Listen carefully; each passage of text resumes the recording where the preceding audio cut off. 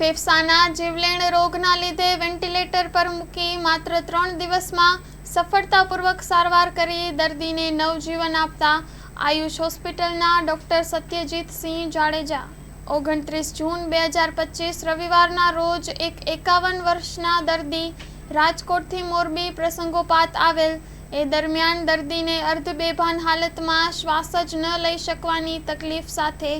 Ayush hospital emergency વિભાગમાં લાવવામાં આવ્યા। ત્યાં ડોક્ટર સત્યજીતસિંહ જાડેજા દ્વારા તપાસ કરતા જણાવ્યું કે દર્દીનું ઓક્સિજન લેવલ માત્ર 50% જ હતું અને એમને એક્યુટ રેસ્પિરેટરી ડિસ્ટ્રેસ સિન્ડ્રોમ નામનો ફેફસાનો અતિ ગંભીર અને જીવલેણ રોગ લાગુ પડેલો છે। જાડેજા સાહેબ દ્વારા દર્દીને તાત્કાલિક વેન્ટિલેટર મશીન પર મૂકવામાં આવ્યા અને સચોટ નિદાન સારવાર કરવામાં આવી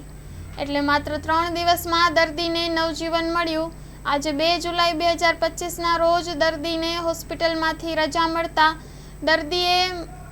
મને નવજીવન આપ્યું છે એમ કહી ખૂબ ભાવુક થઈને ડોક્ટર સત્યજીતસિંહ જાડેજા સાહેબ અને આયુષ હોસ્પિટલનો ખરા હૃદયથી આભાર માન્યો।